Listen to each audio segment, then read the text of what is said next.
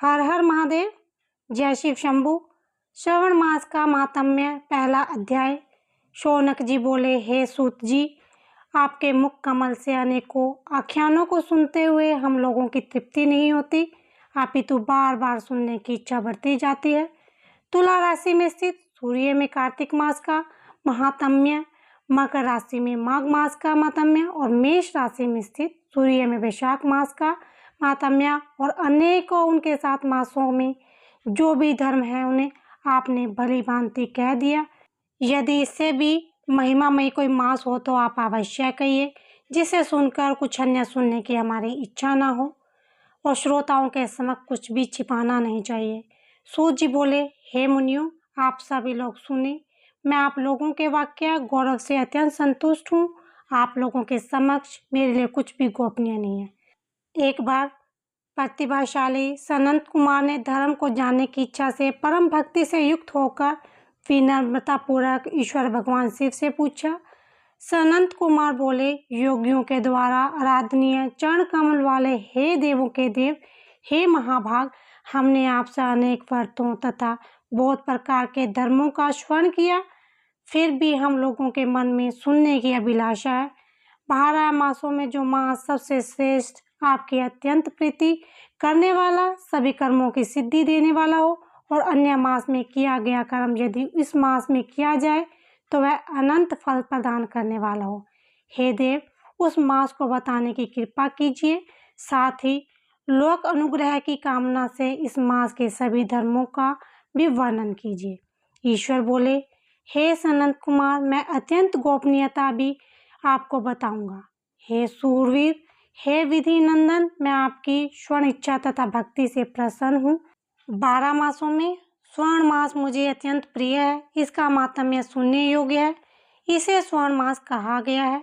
इस मास में स्वर्ण नक्षत्र युक्त पूर्णिमा होती है। इसके कारण से भी इसे स्वर्ण मास कहा गया है। इसके माहात्म्य के स्वर्ण मात्र से यह सिद्धि प्रदान करने वाला है, इसीलिए भी इसे स्वर्ण मास की संज्ञा दी गई है। निर्मलता गुण के कारण यह आकाश के सहृदय है, इसीलिए भी नाभा कहा गया है।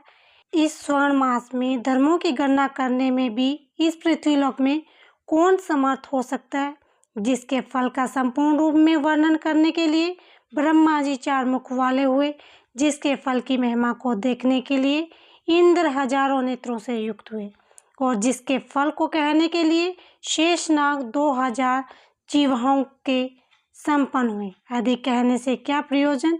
इसके माहात्म्य को देखने और कहने में कोई भी समर्थ नहीं है। हे मुनि, अन्य मास इसकी एक कला को भी नहीं प्राप्त होते। ये सभी व्रतों तथा धर्मों से युक्त है। इस महीने में एक भी दिन ऐसा नहीं जो व्रत से रहित दिखाई देता हो। इस माह में प्राय सभी तिथियां व्रत युक्त हैं।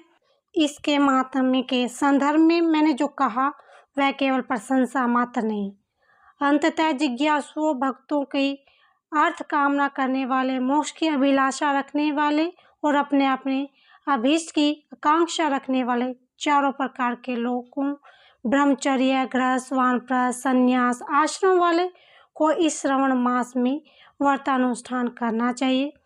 सनंत कुमार बोले, हे भगवान, हे सत्तम, आपने जो कहा इस मास में सभी दिन तिथि व्रत रहित नहीं है, तो आप उन्हें मुझे बताएं किस तिथि में और किस दिन में कौन सा व्रत होता है, उस व्रत का अधिकारी कौन है, इस व्रत का फल क्या है, किस किसने इस व्रत को किया, इसके उद्यापन की विधि क्या है, प्रधान पूजन कहाँ से और जागरण करने की क्या विधि है, उसका देवता कौन है, उस देवता की पूजा कहाँ होनी चाहिए, पूजन सामग्री क्या क्या होनी चाहिए और किस व्रत का कौन सा समय होना चाहिए। हे प्रभु, वह सब आप मुझे बताएं। यह मास आपको प्रिय क्यों है, किस कारण से यह पवित्र है, इस मास में भगवान का कौन सा अवतार हुआ, यह सभी मासों में श्रेष्ठ कैसे हुआ और इस मास में कौन कौन धर्म अनुष्ठान के योग्य हैं। हे प्रभु, ये सब बताएं। आपके समक्ष मुझे अज्ञानी का प्रश्न करने में कितना ज्ञान हो सकता है, अंततः आप संपूर्ण रूप से बताएं। हे कृपालुओं, मेरे पूछने के अतिरिक्त जो शेष रह गया है उसे भी लोगों के उद्धार के लिए कृपया करके बताएं। रविवार, सोमवार, भोमवार, बुधवार, बृहस्पतिवार, शुक्रवार, शनिवार के दिन जो करना चाहिए, हे विप्रो वो सब कुछ मुझे बताएं। आपको आदिदेव कहा गया है। जैसे एक ही विधि बाधा से अन्य की विधि बाधा होती है, वैसे ही अन्य देवताओं के अल्प देवत्व के कारण आपको महादेव माना गया है। तीनों देवताओं के निवास स्थान पीपल वृक्ष में सबसे ऊपर आपकी स्थिति है। कल्याण रूप में होने के कारण आप शिव हैं और आप पाप समूह को हरने के कारण हर हर हैं। आपके आदिदेव होने से आपका शुक्ल वर्ण प्रमाण है, क्योंकि प्रकृति में शुक्ल वर्ण ही प्रधान है। अन्य वर्ण विकृत हैं और कपूर के समान गौरव वर्ण के हैं। आप आदिदेव हैं। गणपति के अनुष्ठान रूप 4 दल वाले मूसलाधार नामक चक्र से, ब्रह्मा जी के अनुष्ठान रूप 6 दलों वाले स्वाधिष्ठान नामक चक्र और विष्णु के अनुष्ठान रूप से दल दल वाले मणिपुर नामक चक्र से भी ऊपर आपके अधिष्ठान होने के कारण आप ब्रह्मा तथा विष्णु के ऊपर स्थित हैं। ये आपकी प्रधानता को व्यक्त करता है। हे देव, एकमात्र आपकी ही पूजा में पंचानन पूजा हो जाती है, जो कि दूसरे देवताओं की पूजा से किसी भी तरह संभव नहीं। आप स्वयं शिव हैं। आपकी बाईं जांघ पर शक्ति रूपा दुर्गा, दाहिनी जांघ पर गणपति, आपके नेत्र में सूर्य तथा हृदय में भक्तराज भगवान श्री हरि विराजमान है। अन्न के ब्रह्मा रूप होने तथा रास में विष्णु रूप होने और आपके उसका भोक्ता होने के कारण ईशान आपके श्रेष्ठम में है। किसे संदेह हो सकता है कि आपको विभक्ति की शिक्षा देने हेतु आप शमशान में तथा पर्वत पर निवास करते हैं।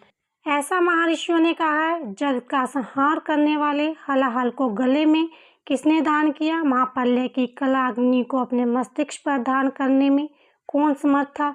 संसार रूप में अंधकूप में पतन में हेतु कामदेव को किसने भस्म किया? आप ऐसे हैं कि आपकी महिमा का वर्णन करने में कौन समर्थ है? एक तछु प्राणी में करोड़ों जन्मों में भी आपके प्रभाव का वर्णन नहीं किया जा सकता। अंततः आप मेरे ऊपर कृपा करके मेरे प्रश्नों को बताएं। इस प्रकार श्री स्कंद पुराण के अंतर्गत ईश्वर सनंत कुमार संवाद में स्वर्ण मास का मातम्य में पहला अध्याय संपूर्ण हुआ। बोलो शिव शंभु भगवान की जय। हर हर महादेव।